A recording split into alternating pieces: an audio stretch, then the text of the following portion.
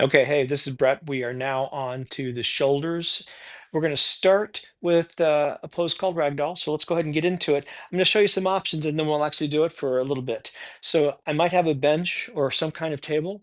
And what I'm going to do is I'm going to go for a deep bend of my knees. And don't be worried about bending your knees. When you bend your knees, it tends to move the stretch up into the muscle body anyway. So it's really perfectly good. And then I'm going to put my chest down and I may do something like this. The idea is you slowly over time get higher and higher and higher. And over time might be months, and that's totally fine. If you're a runner, might be 6 months, who knows? But over time, you then just relax deeper and deeper. In general, for most of the poses, you start higher and then you work your way down. So let's go ahead and you pick the one that's right for how you're feeling right now. And that's one of the unofficial principles. It's how it feels, it's not how it looks. So let's go ahead and get into this. I'm going to make my feet parallel. I'm going to bend deeply. I'm going to fold over. And you might go ahead and put your bum on the wall. That's also a good option. And here we go. As we go into this, remember, breathe to relax. Now we're going to be here for a little while, and that's one of the principles. Tension, time. So passive tension over time. The muscles need some time to calm down and allow the fibers to release.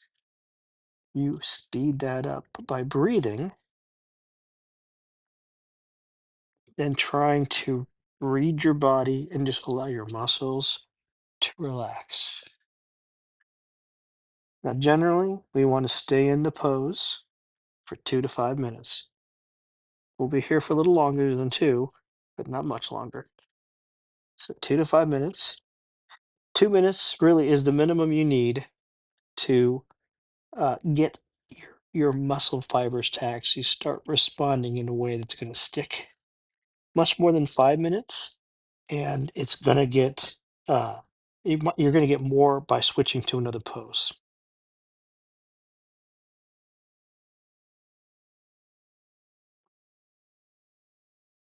My personal experience is as I started doing these poses, I noticed amazing flexibility gains early on, and then I became impatient because I wanted to rush through the pose to get to the next one. The problem is, if you've ever played video games, you got to farm, you got to put the time in. You don't put the time in, it doesn't matter. You're not going to see gains. Let's say you can't do 3 minutes. Let's say you can't do 5 minutes. That's fine. Can you do a minute? Then can you do a minute and 5 seconds the next time? Meet or beat your time. Work up to it. And you know what? You'll see, we'll use lots of props. There's no cheating because it's how it feels, not how it looks. If you can get a good stretch using that bench, use it. If you can get a good stretch without using it, you don't use it. Find what works for your body. And in doing that, as an added bonus, you're building neuroplasticity, a sense of interoception, and also proprioception. You're doing yourself a whole lot of good.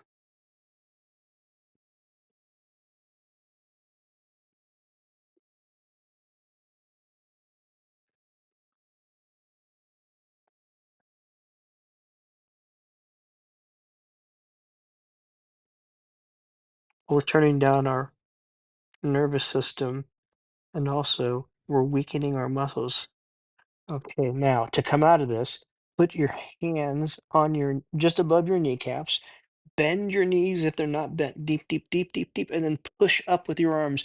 This is really key. Do not use the muscles that you just stretched until you get your body back sort of to normal. So in this case, I was bent over and now I'm fine. Totally fine. Now, you may not have that trouble. I'm almost 60. I have that trouble. If I come out slow, I never have a problem. If I come out fast, problems. There be dragons there.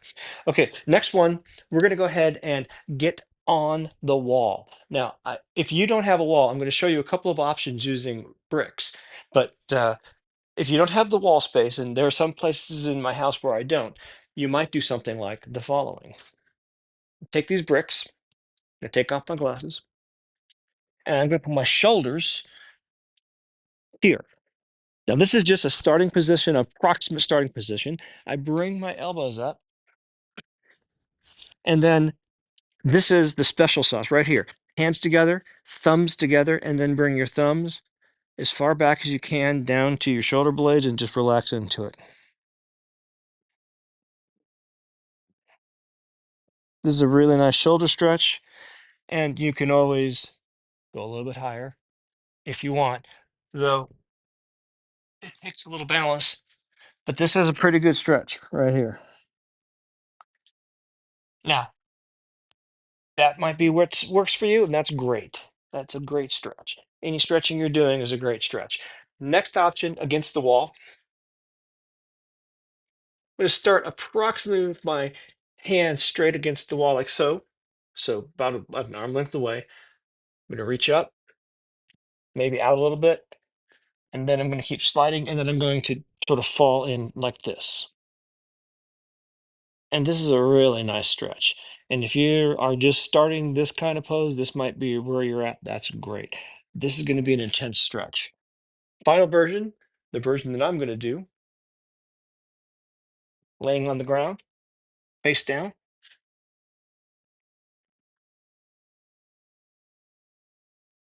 I'm going to reach up and I'm going to start a timer.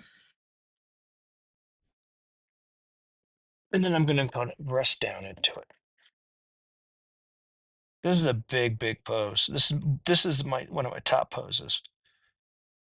You will hate this pose until you love it.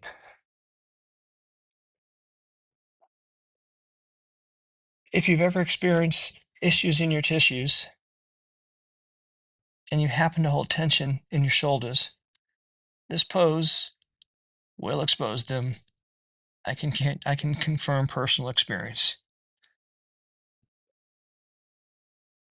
Go back to your breathing. Breathe to relax. Principle. Breathe to relax.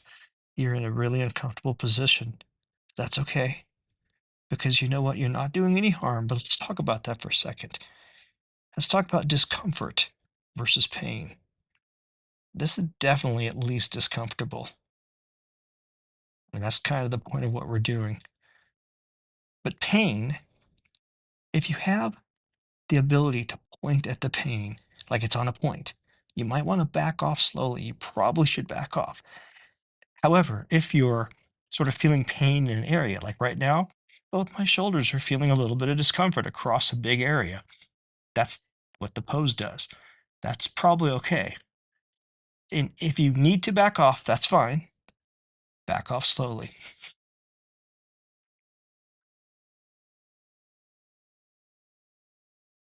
Now, don't go too far either. If you go too far, it can have a rebound effect and actually be net negative. So don't just sort of try to relax into it and allow yourself to feel a little bit of discomfort and breathe through it. And again, 3 to 5 minutes, 2 to 5 minutes, excuse me. 2 minutes is usually a minimum to get your body calmed down. 5 minutes beyond that, law of diminishing returns. My personal exception to that is on side splits and front splits.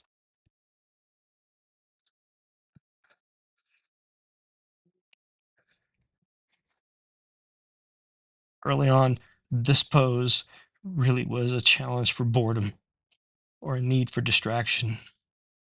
So I understand if you're feeling a lot of discomfort. We're about to come out of this. To come out of this, what I do is I puff up my stomach and push my body up so that I can then allow my arms to come on down.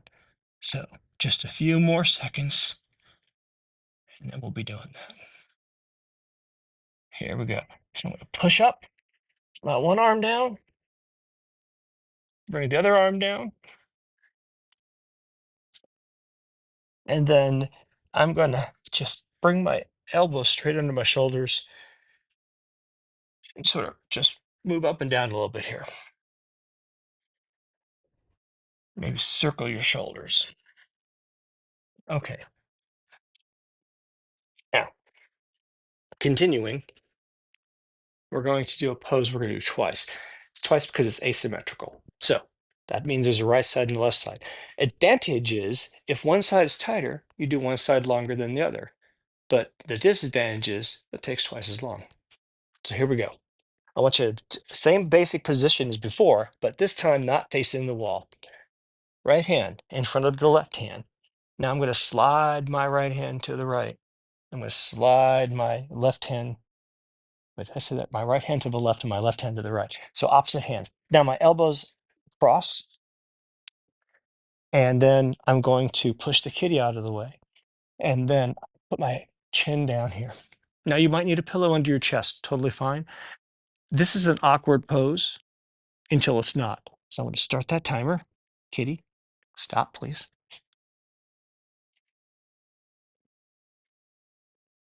Now, the last pose we just did actually sort of brings the shoulder blades together. This one pulls them apart. So I want the chin down on the arm really locks in. It feels like my shoulders are being pulled apart, like the skin on my spine is being stretched just a little bit. And that's good. When you do this pose, genuinely always use a timer. Once you get used to it, I can fall asleep in this pose. It's a really comfortable pose.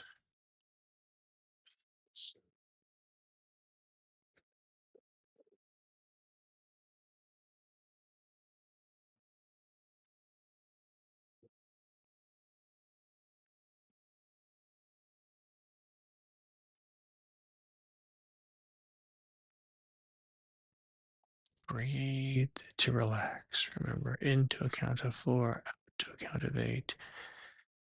I haven't said this, but into your nose and out your mouth if you want to. Maybe even constricted breathing, ujjayi breath, ujjayi throat.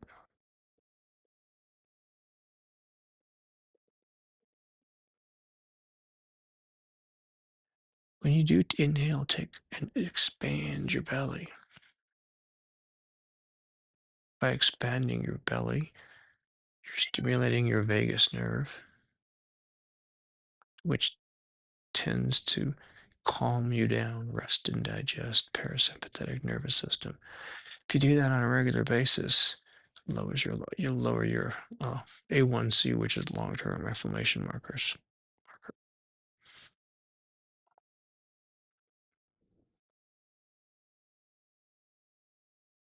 You can certainly adjust, maybe pull your hands a little further out, maybe adjust your chin a little bit.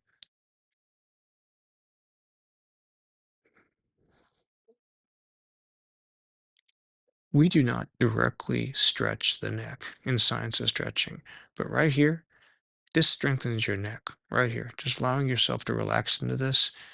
Eventually, over time, this is a really good, it engages the neck in a nice, gentle way. And that's going to be universally the case. We won't be stretching the neck in any of the poses, not directly.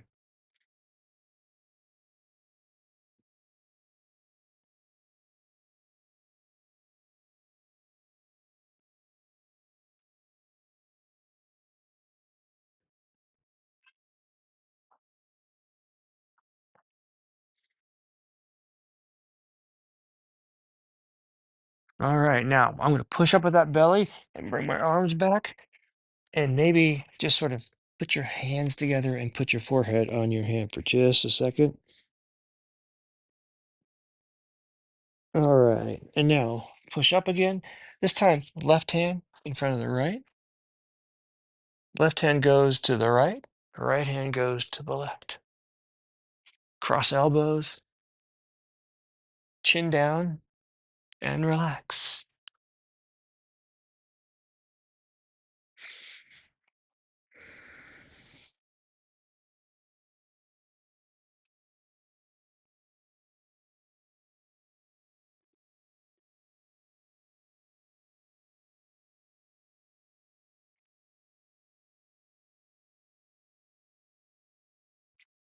At this point, you might find that you're starting to get tired.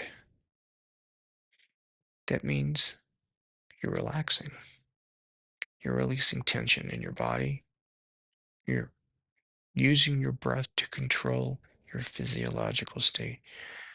Your breath is the most direct and easiest way to do this.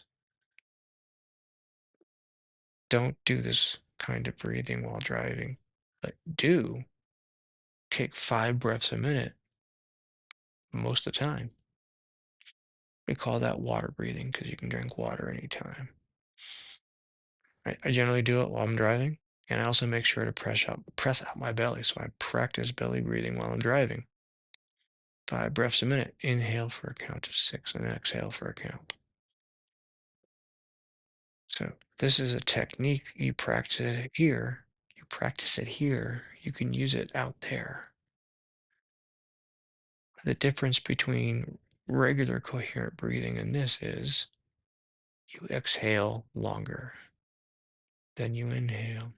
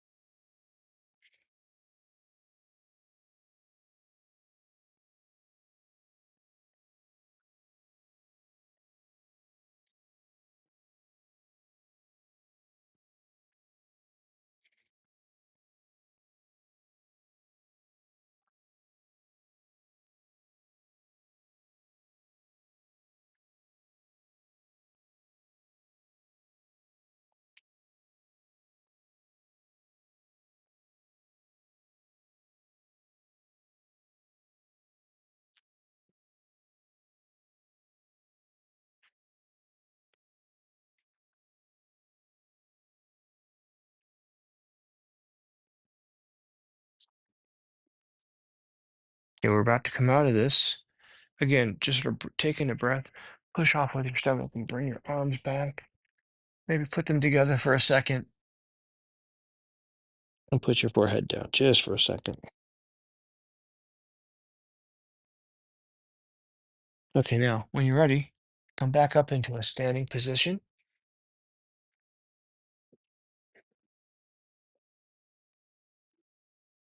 All right. Now, before we move on to the next pose, we're going to do a transition. So, feet a little more than hip width apart. Knees bent, tuck your tailbone. I'm going to show you what this looks like, and then I'm going to break it down.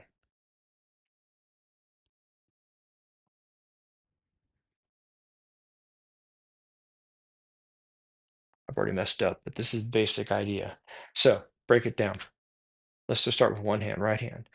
Right hand is facing same direction as you're looking. Bring it into your armpit area. Keep it going around.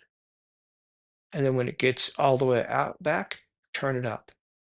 So again, into the armpit, turn it up. The left hand, same thing. Into the armpit, it keeps going around, turn it up. And then what we do is we just alternate. So looks like something like this. Now, this is fine. This is a nice integrated behavior. But what you can also do is look with the hand you're pushing as you push away to the other foot, and then look the direction your hand is pushing and push to the other foot. This is called swimming dragon,